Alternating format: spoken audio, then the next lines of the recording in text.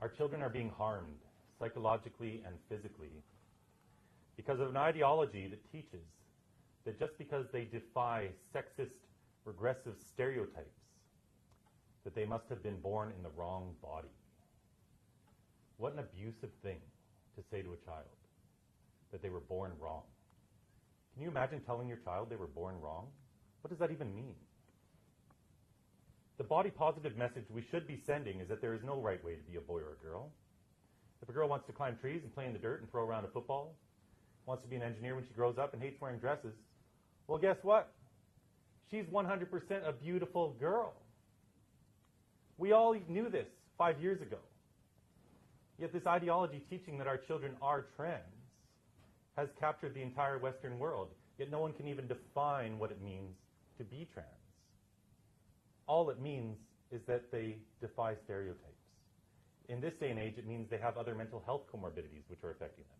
Half of these children who are going to these gender clinics are on the autism spectrum. We know from the Tavistock, the biggest gender clinic in the world, that out of more than 1,000 children, 35% have moderate to severe autism.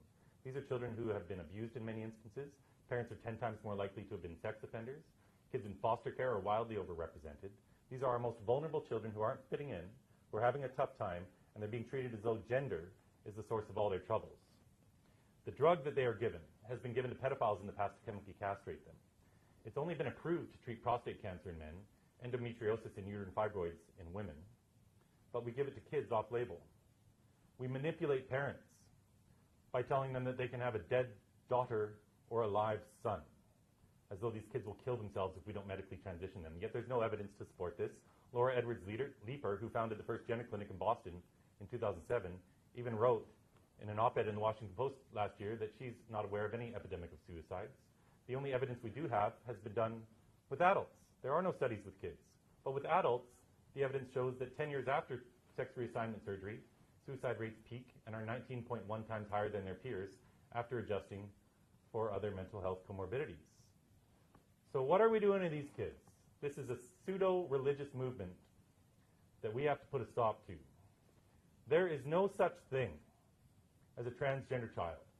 They are called boys and girls, and they are beautiful just as they are. No drugs or scalpels needed. Thank you.